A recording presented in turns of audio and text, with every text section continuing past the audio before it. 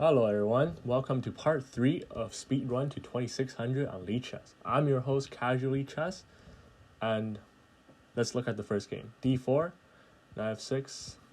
I open with the Nimzo opening. So bishop takes, b takes, e3. And here, I'm assuming he will, he took. So I took. Castle, knight e2, just develop.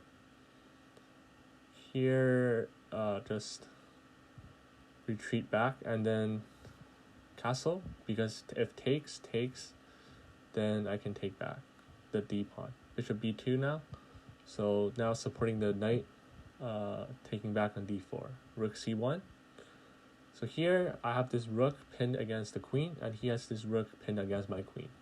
So he plays b6, so trying to develop.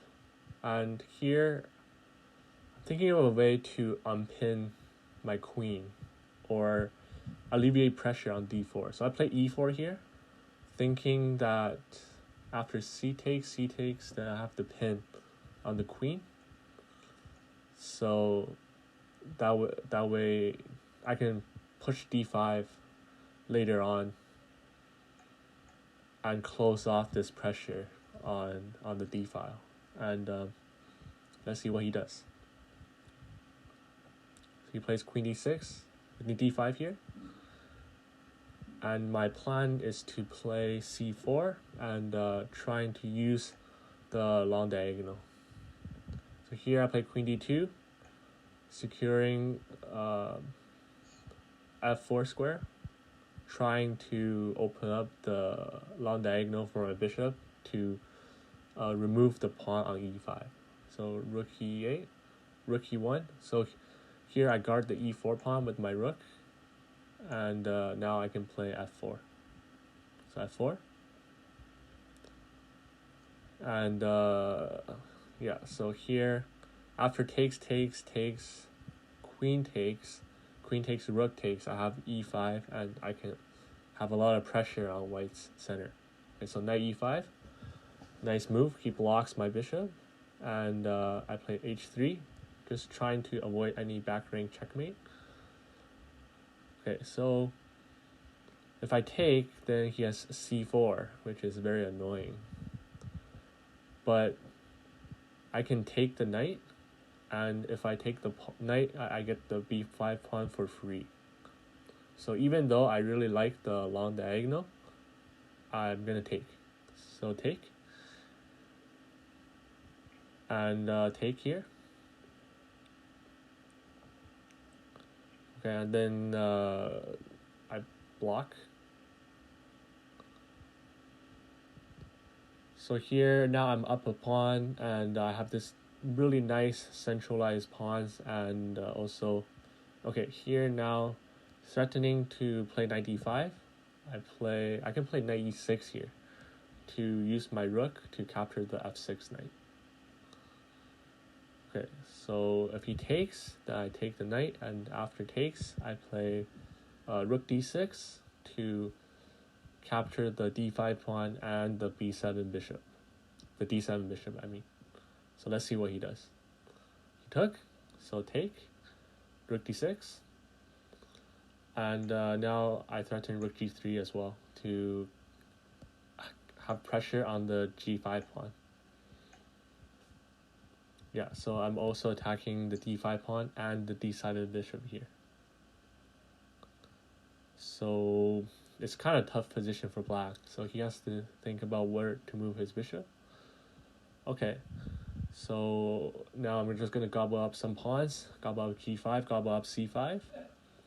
And now d4 is weak. And here, rook c6 looks tempting. Rook c6. Now I can attack the e6 bishop. Now takes. Now I'm attacking d4, and let's count the pawns here. I have 1, 2, 3, 4, 5 pawns, and he only has 3 pawns. So yeah, this is looking very bad for black, and I'm up a lot on time as well. So now my plan is just to try to not give up any pawns and promote any of my pawns. Maybe the central pawn, maybe the side pawns. Okay, yeah, just capture more pieces. I think this is the reasonable play. Okay, what can he do here? Okay, now just trade, and I can just push my side pawns on the queen side, and he has no way to stop it. So now thinking b6 and then bishop c4 looks very nice. Bishop c4 here, if it takes, then bishop d5 cuts off the defender on b7. And what can he do? Okay, now he gave us away a free bishop. So now it's looking like game over because, yeah, queen check, queen g4 coming. And what can he do? Game over. All right, next game.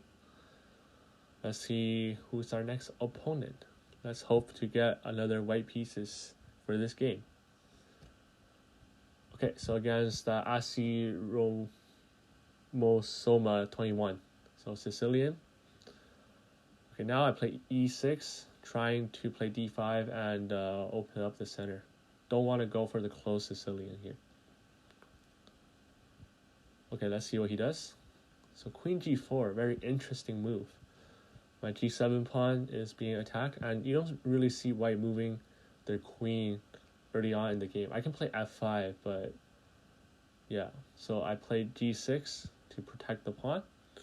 Now just develop. Just trying to castle, but now castle runs into bishop h6. So I think knight e4. Yeah, knight e4, and then let's see. So if I castle, he goes bishop h6, which is very annoying, and he has all his pieces on the king side. I think now I should try to not allow bishop h6. So I think h5 is the correct move. Yes.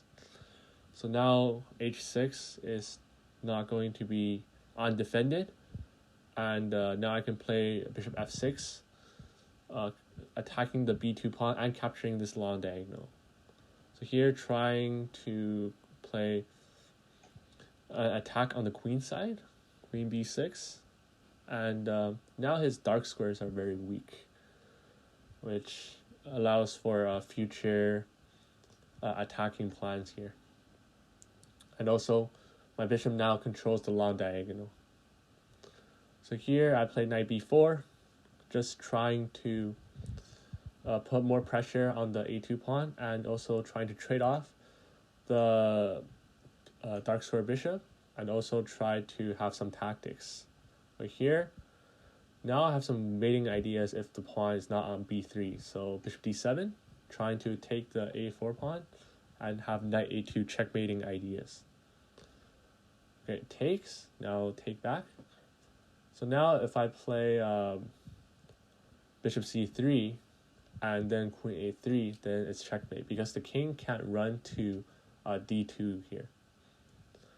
So, and white is completely out of control of his dark squares. So I think only move for him is d4, which he plays. Just take, and my plan is to go rook c8 and put pressure on the c file. Or I can castle here, but I think rook c8 is the strongest move because I want to keep the attack going. So rook c6 here, rook c8 I mean. And now I threaten queen b3, winning another pawn and putting more pressure on white's queen side here. So knight e5, threatening knight d7, very nice. So here I can castle as well. Thinking bishop a4, but there's no mating threats. So I think queen b3 is the best move, because after queen b3, he can't really do anything about my king. And in the future, I can just try to put pressure on the c file by doubling up my rooks. So rook c3, and then rook ac8. Okay, rook d3. We'll play queen b4, predicting rook b3. Then I can just take with the queen b3. Wow, he played. Okay, queen b3. And that's it. Okay, he resigned. Good game. And that's it for this session. Thanks, guys.